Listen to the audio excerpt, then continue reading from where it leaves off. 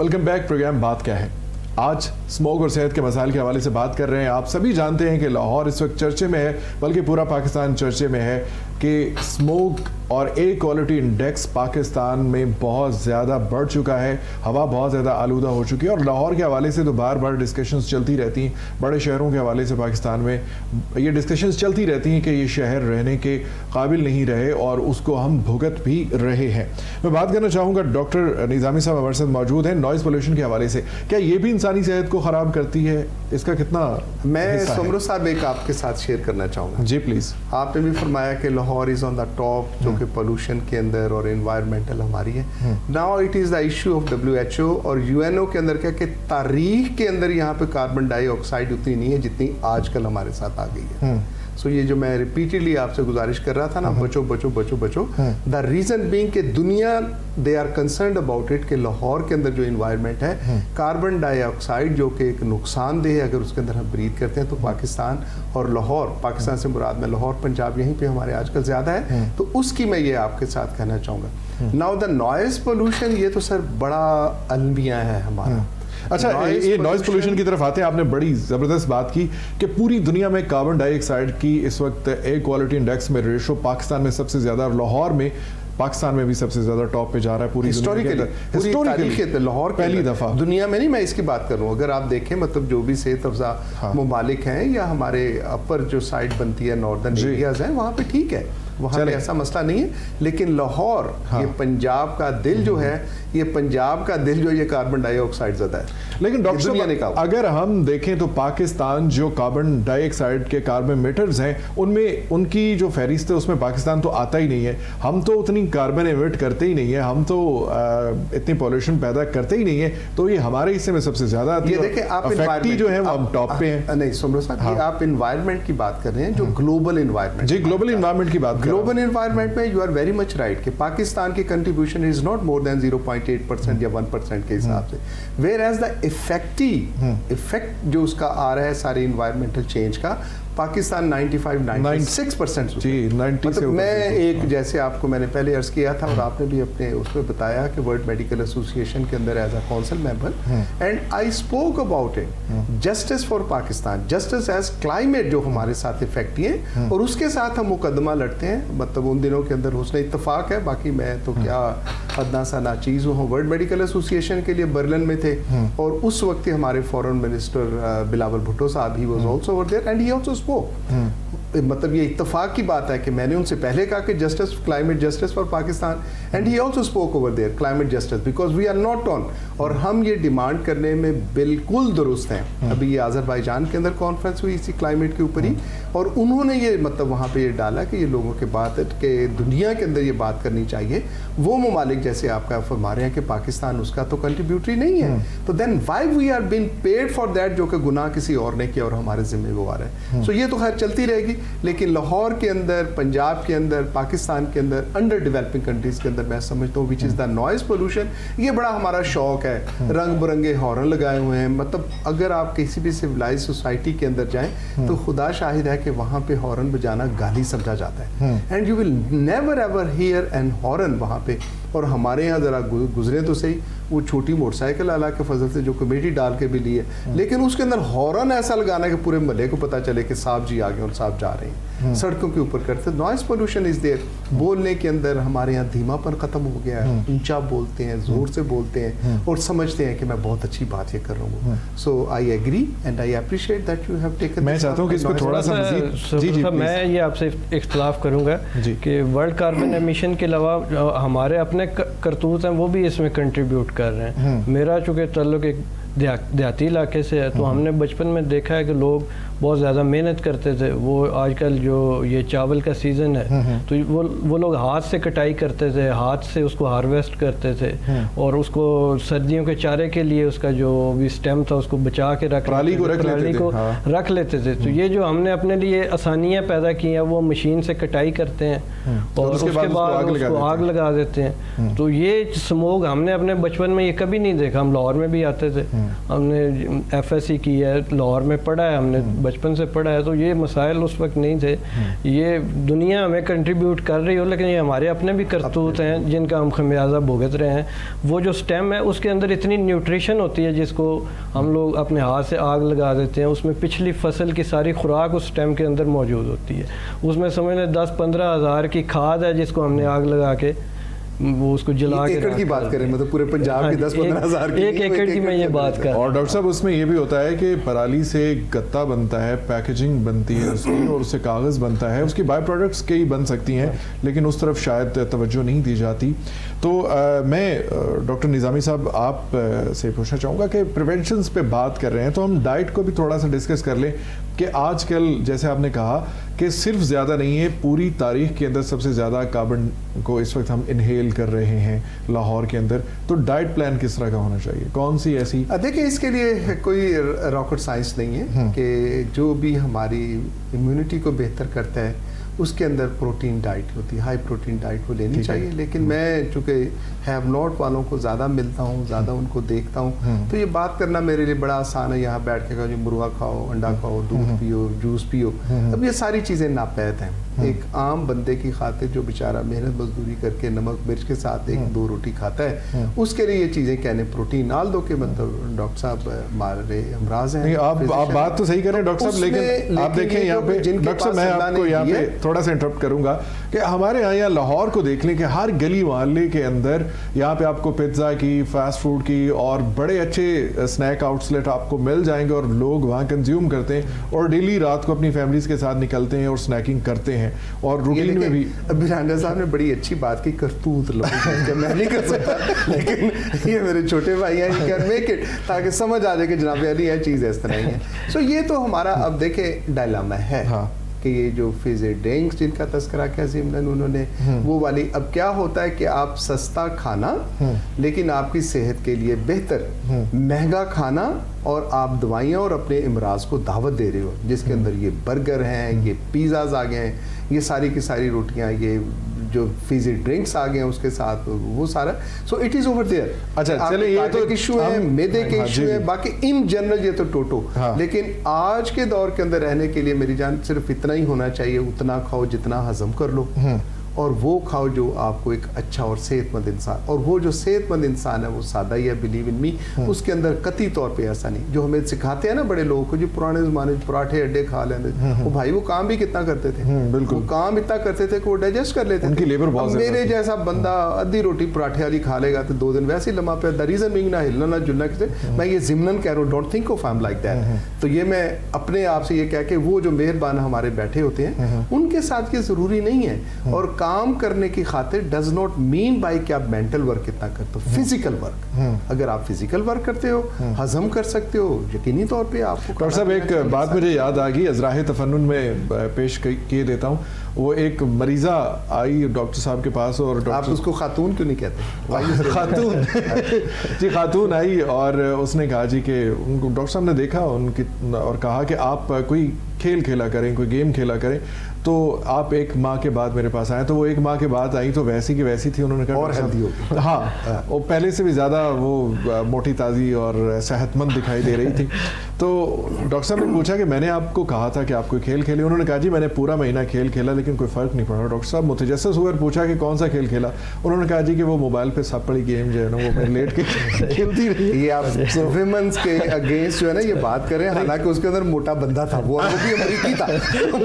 آپ خواتین کو میرے خلاف نہ کیجیے. میں نہیں کر رہا, آپ خود کر رہے ہیں سر. تھوڑا سا ڈائٹ کے حوالے سے سمرو صاحب, ڈائٹ کے حوالے سے تھوڑا سا میں یہ ایڈ کرنا چاہتا ہوں کہ آج کل چونکہ موسم ایسا ہے کہ ہم جو اپنے ہائیڈریشن ہے, چونکہ تھوڑا سا موسم ٹھنڈا ہو چکا ہے تو پراپر ہائیڈریشن نہیں کرتے, پانی کا استعمال کم کر دیتے ہیں. تو جو ایسے مریض ہیں جن کو ریسٹرکشن نہیں ہے کہ وہ پانی کم استعمال کریں, جیسے دل کے امراض ہیں یا گردوں کے امراض ہیں, اس میں کئی دفعہ ڈاکٹر ایڈوائز کرتا ہے کہ آپ نے پانی کم مقدار میں لینا ہے. تو جو اگر ایسی آپ کو کوئی بیماری یعنی کرونک النس نہیں ہے تو آپ کوشش کریں کہ 8 سے 10 گلاس پانی کا استعمال اس موسم میں بھی لازمی کریں. یہ آپ ایک دن کی بات کر رہے ہیں؟ ایک دن کی بات, 24 آورز. 24 آورز میں اتنا پانی لازمی استعمال کرنا چاہیے, چونکہ آپ کی جو ڈرائینس ہے وہ بھی ریسپائریٹری النسز کا جو رسک ہے, الرجیز کا جو رسک ہے اس کو بڑھا دیتی ہے. اچھا ڈاکٹر صاحب, جیسے جیسے موسم ٹھنڈا ہوتا جاتا ہے کارڈیک ریسٹ کی ریشو بہت زیادہ بڑھ جاتی ہے, اور ساتھ میں اسموگ نے بھی آن لیا ہے, تو اس کی وجوہات کیا ہوتی ہیں؟ سردیوں میں کیوں کارڈیک ریسٹ کی ریشو زیادہ ہو جاتی ہے؟ اس میں اور معدے کے امراض میں بھی دیکھا جاتا ہے کہ وہ زیادہ لوگ ہو جاتے ہیں, شکایت بڑھ جاتی ہے. تو سومرو صاحب جس طرح آپ نے بجا فرمایا ہے, جو میری طرح جن ڈاکٹروں نے ایمرجنسی میں کام کیا ہے تو عموماً انہوں نے یہ چیزیں دیکھی ہیں کہ ارلی مارننگ جو فالج کے اٹیک کے ساتھ اور ہارٹ اٹیک کے ساتھ جو مریض ہیں وہ اکثر سردیوں کے موسم میں آتے ہیں. جی بالکل ایسے ہی. وہ کہتے ہیں جی کہ بابا جی سویرے اٹھے نماز پڑھن لگیا, وضو کیتا ہے, وضو کر کے آئے نہیں تھے, بس لمبے ہو گئے. ہاں جی, اس میں آپ کو ایک تو چیز جو پہلے میں نے آپ کو ڈائٹ میں بتائی ہے کہ ہمارا ہائیڈریشن سٹیٹس جو ہے وہ پراپر, ہم ظاہر اوور نائٹ دن میں پھر بھی پانی وغیرہ کا استعمال چلتا رہتا ہے, ہوتا رہتا ہے. جب اوور نائٹ ڈی ہائیڈریشن چلتی ہے تو اس میں بلڈ کی تھکنس بڑھ جاتی ہے, اور اس کی وجہ سے جو سٹروک کا رسک ہے وہ رات کو یا ارلی مارننگ وہ بہت زیادہ ہم اس کے کیسز دیکھتے ہیں روٹین میں. میں تھوڑا سا اس پہ جی پلیز مطلب میری ایڈیشن تو ایسی وہ جو ہوتے ہیں نا بزرگوں والے اس قسم کے ہیں, جو کہ ایک تو پانی کے لیے ڈی ہائیڈریشن کو لفظ انہوں نے مطلب کیا کہ پانی زیادہ پینا چاہیے, اور زیادہ پانی پینے کے لیے یہ بھی کہ کتنا پانی پینا چاہیے. ایک بندے کے لیے ایک جگ بھی کم ہے اگر رسی کا, اس کو تو پرانے وقتوں کو اتنے بڑے بڑے گلاس ہوتے تھے, تو اس وقت تک جب تک کہ آپ کا یورین کا کلر وہ پانی کی طرح نہیں ہو جاتا, ایک سیانے دوست نے کہا تھا کہ دیٹ از یور ریکوائرمنٹ کہ آپ اتنا پانی پیو. یہ جو دل کے اٹیک آپ کر رہے ہیں, تو جیسے ہم نے پہلے بھی عرض کیا, ہم دونوں نے اس بارے میں کہا دیٹ از دا اسٹریس. یہ جو اسٹریس ہے ڈیزیز بیسڈ اس کے ساتھ اور ڈائٹ ہیبٹس کے ساتھ, اور یہ ایک فزیولوجیکل کہا جاتا ہے. آپ تو ارلی مارننگ کہہ رہے ہیں ڈاکٹر راجہ, لیکن میں سمجھتا ہوں that is the late night, صبح 4-5 بجے. یہ فزیولوجیکل ایک آسات ہے کہ دیٹ از دا ٹائم کہ اس کے ساتھ آ کے جو دیکھا گیا کہ وہاں پہ یہ ہارٹ کے پرابلمز ہوتے ہیں, اور ان ہارٹ پرابلمس کے اندر یہ کہ مطلب بیڈ ریڈن ہے تو بیڈ کے اوپر کچھ ہو جائے گا. لیکن mostly we have come to know کہ جب باتھ روم جاتے ہیں بزرگ بالخصوص ان کے ساتھ جا کے, تو پتہ چلتا ہے کہ جی ان کو یہ ہارٹ اٹیک ہو گیا, اور جس کا آپ اسٹروک کی بات کر رہے ہیں that is happening just as eat up in general words, not of medical science اور سو آن. لیکن کہتے ہیں نا کہ سیانیوں کی باتیں کرنی, مطلب یہ میری نہیں, چونکہ میں تو سیانا ہوئی نہیں, لیکن سنی سیانوں کی باتیں یہ ضرور ایسی ہیں. As far as the intake is concerned liquid کی خاطر یہ میں سمجھتا ہوں کہ اتنا, لیکن اس میں ایک ضرور رکھیں کہ شام کو 6-7 بجے کے آپ زیادہ پانی نہ لیں. دا ریزن بینگ پھر رات کو جو ہم ابھی سلیپ ڈسٹربینس کی بات کر رہے تھے, then you have to go bathroom, آپ کو واش روم یوز کرنا پڑے گا, تو کوشش کریں کہ اس سے پہلے صبح کو نہار منہ, مطلب کہتے ہیں کہ آپ 4-6 گلاس پئیں, جگ پئیں, تو جتنا بھی ہے وہ صبح کے وقت ہوا. اچھا ڈاکٹر صاحب, آپ نے بات کی نہار منہ پانی پینے کی, تو یہ جو مت ہے کہ آپ 4 گلاس کم از کم پانی پئیں, یہ آپ کی صحت کے لیے بہت اچھا ہے, کیا یہ درست ہے؟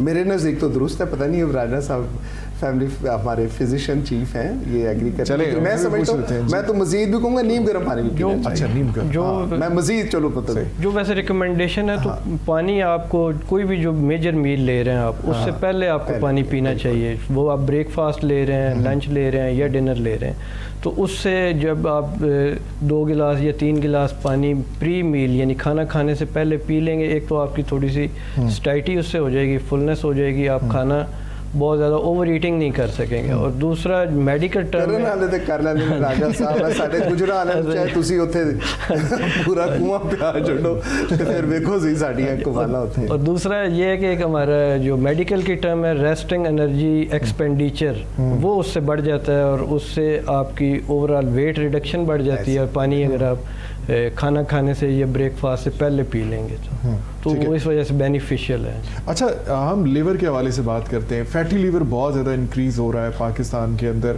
اور بہت خطرناک حد تک یہ کرونک ہوتا جا رہا ہے, تو اس پہ ذرا تھوڑی روشنی ڈالیں کہ کیا وجوہات ہیں. ہاں جی, اس میں بھی سمرو صاحب ہمارا لائف سٹائل ہے. اب میں یہ مثال دیتا ہوں کہ میں جب اسکول میں پڑھتا تھا تو میں اکثر ذکر کرتا ہوں کہ ہماری خوراک بہت زیادہ تھی. آج کے بچوں سے اگر ہم کمپیئر کریں تو میں تو 2 3 पराठे भी नाश्ते में खा जाता था, और वो मक्खन से बिल्कुल तले हुए पराठे होते थे। तो लेकिन उसके साथ मेरा जो समझ लें उस ज़माने में जो मेरा एक्टिविटी लेवल था, हमारा स्कूल 5-6 किलोमीटर दूर था, तो हमें तो कोई पिक एंड ड्रॉप की कोई सहूलत नहीं थी किसी किस्म की, पैदल जाते थे हम स्कूल। और इसको आप ये भी तो कह सकते हैं राना साहब कि आपको आज़ादी थी, अकेले जा सकते हो, बच्चों को आज़ादी नहीं है। तो हम पैदल जाते थे स्कूल, और पैदल ही स्कूल से वापस आते थे, और स्कूल भी इतना बड़ा था। आजकल तो वो 5-10 मरले की कोठियों में स्कूल बने हुए, तो वो 15-20 एकड़ स्कूल का रकबा था, तो उसमें सारा दिन हम भागते थे, खेलते थे, और घर में जब वापस आते थे तो बैठने का कंसेप्ट ही नहीं था, सारा दिन खेल कूद चलता था। तो आजकल का हमारा जो इनएक्टिव लाइफस्टाइल है, उसकी वजह से हम जो वेट गेन कर रहे हैं, खुराक हमारी जो है वो बहुत ज़्यादा मुरब्बे ग़िज़ाएं इस्तेमाल कर रहे हैं। राजा साहब ने जिक्र किया है मक्खन से तले हुए पराठों का, तो मुंह में पानी तो आ रहा है सुन के, और आपने लस्सी का जिक्र किया, तो मैं आपसे पूछना चाहता हूँ कि आजकल ये डिबेट भी बड़ी चल पड़ी है कि जो वेजिटेबल ऑयल्स हैं, ये पहले कहा जाता था कि इनकी बड़ी मार्केटिंग हुई और पूरी दुनिया के अंदर कहा गया कि देसी घी और मक्खन आप छोड़ें, जो एनिमल फैट है ये अच्छा नहीं होता, तो आप वेजिटेबल ऑयल पे आए। अब कहा जा रहा है कि वो भी ठीक नहीं है, अब कह रहे हैं कि आप वापस देसी पे हैं। तो क्या ये भी कोई मिथ है या इसमें कोई सच्चाई है? ये सर देखें, आजकल मीडिया का दौर है, और आप भी देखते हैं कि सारी एडवर्टीजमेंट बजट जो है कंपनियों के कितने होते हैं। Even there are the company जो 60-70% ऑफ देयर बजट वो सारी एडवर्टीजमेंट की खातिर ही है। अब आप जो बेच लेते हैं वो बिक जाता है। मैंने एक छोटी सी अर्ज की थी आपसे, मतलब इससे पहले गुफ्तगू में, कि जो आप हजम कर लेते हो वो आपके लिए ठीक है। अगर देसी घी मक्खन आप हजम कर सकते हो तो फाबिया भाई ज़रूर करें। पहले ज़माने के अंदर जब मैं मतलब बचपन की, राजा साहब तो बहुत छोटे हैं मुझसे, तो ये जो था ये बनास्पति घी भी ये शर्म समझी जाती थी, क्या देखो फलाने दे घर जड़ा जी वो जड़ा है वाला इस्तेमाल होता है। व्हाट टू टॉक अबाउट, अब ये जो जैतून की फिर आ गई, फिर मकई का तेल आ गया, अब जैतून खाने की पाकिस्तान में भी उगना शुरू हो गया जैतून। तो जैतून अच्छी चीज़ है, और मेरा तो सच्ची बात है मानना यही है, बीइंग ऑर्थोपेडिक सर्जन होता है, गाउट के पेशेंट्स आते हैं, कमर के दर्द वाले आ गए, घुटने के दर्द वाले आ गए, फिर जी छोटा गोश्त खाएं, बड़ा गोश्त ना खाएं, डाइट कितनी करें कितनी ना करें। आई एवर से कि जो आप हजम कर सकते हो आप ज़रूर खाएं। अब 60-70 साल का कोई बुजुर्ग है बेचारा जो है, और उसको मैं कहूँ तू है भी चावल भी ना खा, तू पायशा भी ना खा, जो कि उसको पसंद है, तो दुनिया में कितने लोग वो खा लेते होंगे। बट हैविंग सेड कि अगर आपको कोई कार्डियक इशू है, वो प्रॉब्लम है, तो बिल्कुल नहीं खाना चाहिए। अगर आपका फैटी लिवर की तरफ जा रहे हैं और डायग्नोज हो गया कि you are suffering from a fatty liver, अगर आपको मैदे के अमराज हैं, हजम नहीं कर सकते, तो यकीनी तौर पे वो चीज़ें नहीं खानी चाहिए। वैसे डॉक्टर साहब मैंने हिसाब लगाया है कि आपके पेशेंट आपसे बड़ा खुश रहते होंगे। नहीं, मेरा ऐसा बात नहीं है, मतलब मैं तारीफ भी करता हूँ पेशेंट्स की खुश रहने की, because I my self feel, क्योंकि आप उनको have to go for it, ये मैं मना नहीं करते होंगे ना चीज़ें।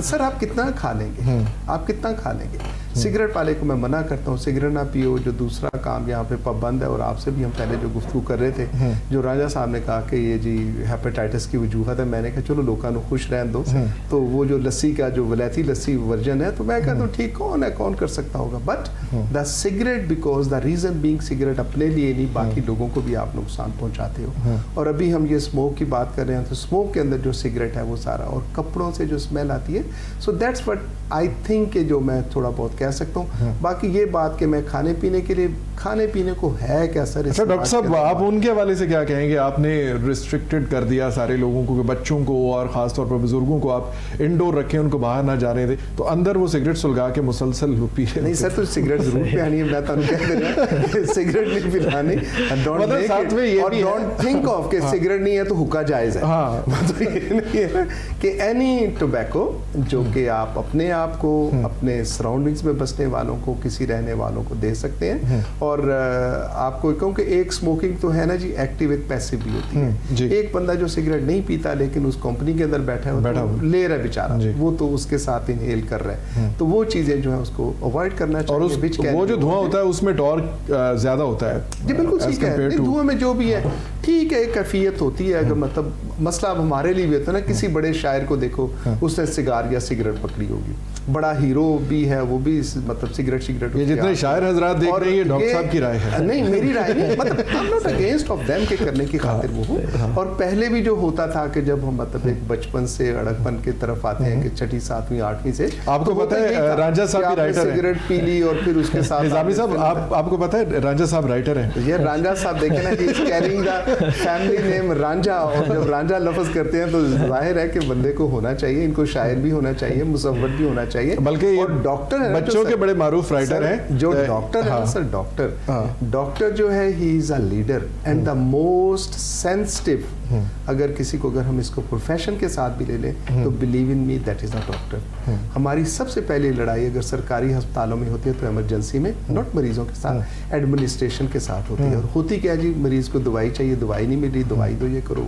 मरीज को टेस्ट चाहिए, टेस्ट करने की खातिर है। आई served eight Mayo hospital, believe in me that was my first, how I came the activist in Pakistan medical association. पढ़े लिखे मतलब एक वैसे नहीं समझा जाता कि इनका क्या काम है, ये तो गंदे बच्चों वाले काम है, but that was the point कि if not me who is going to speak about it. जब ये ज़ल्ज़ला आया 2005 के अंदर तो मुझे कोयटा से मेरे दोस्त ने फ़ोन किया, इट वाज अ संडे, तो संडे को उसने कहा कि अशरफ निज़ामी तुम सोए हुए दुनिया के अंदर क़यामत आ गई है। एंड अल्हम्दुलिल्लाह sir ji, we were the first over there. Eid भी हमने वहाँ पे गुजारी, but it is not about the sacrifice. It is my duty, not as a doctor, even as a human being. मैं समझता हूँ this is our duty कि हमने वहाँ पे जाके काम करना है और वहाँ पे लोगों के साथ जो भी मुश्किलात हैं, जो भी टेम्परेरी हैं, उनके साथ उसका मुदावा करने के लिए हमारा ये फ़र्ज़ बनता है। तो as far as अच्छा डॉक्टर साहब, आज के टॉपिक का ये हिस्सा नहीं है, लेकिन आप चूँकि बात कर रहे हैं तो मरीज़ों को और उनके लवाहिकीन को डॉक्टर्स के बिहेवियर से बहुत ज़्यादा इश्यूज़ रहते हैं और आए दिन हम देखते रहते हैं, कोई वीडियो बन के लग रही है, लड़ रहे हैं मरीज़ों के लवाहिकीन और डॉक्टर्स की आपस में, खुसूसन जो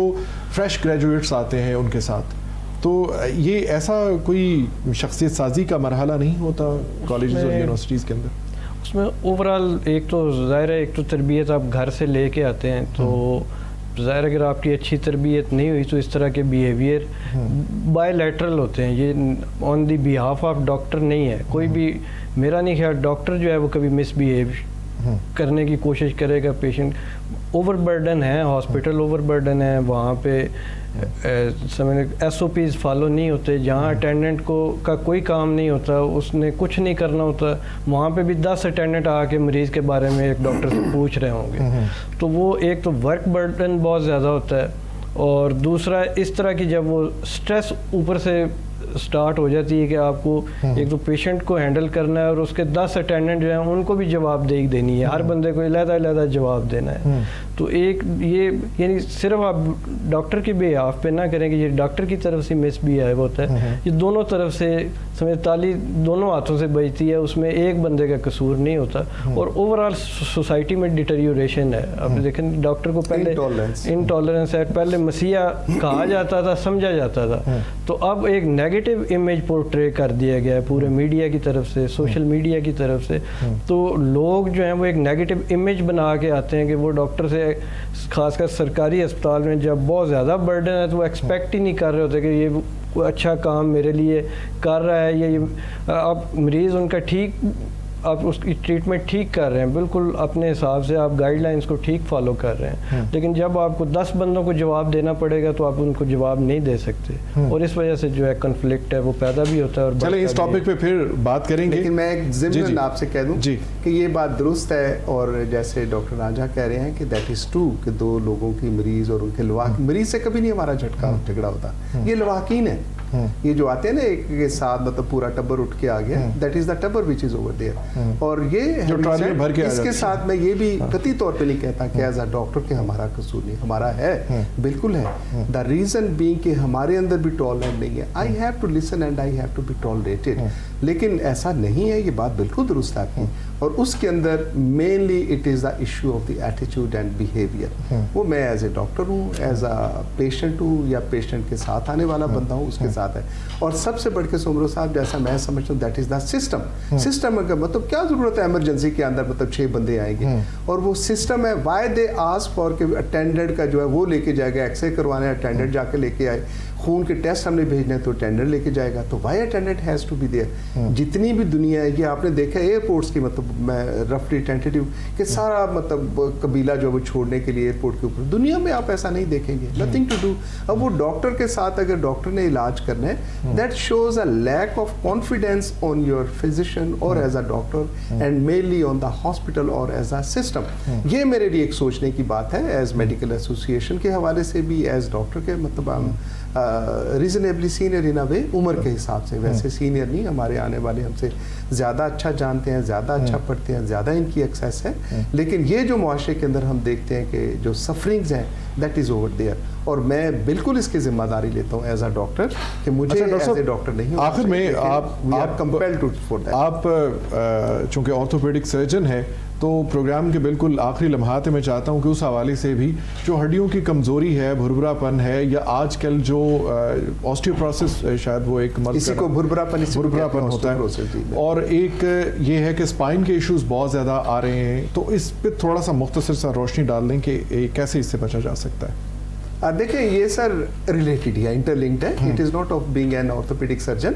और हमने देखा है, और जो मेरे लिए ज़्यादा ये एक चीज़ जो है अलार्मिंग और खौफनाक है कि नौजवानों के अंदर ये बहुत ज़्यादा है, बच्चियों के अंदर बहुत ज़्यादा है। We carried out a study जिसको ऑस्टियोपोरोसिस, पहले होता था कि जब पोस्ट मीनोपॉज होता था कि जब बयाम वगैरह खवातीन में बंद, फिर होता है कि हड्डियाँ की कमज़ोरी, कद छोटा हो गया, शर्ट्स बड़ी उनकी हो जाती हैं। द रीज़न भी कि माइक्रो फ्रैक्चर्स होते हैं रीढ़ की हड्डी के साथ, अनसीन जो उसके साथ आता है, लेकिन it is a different topic.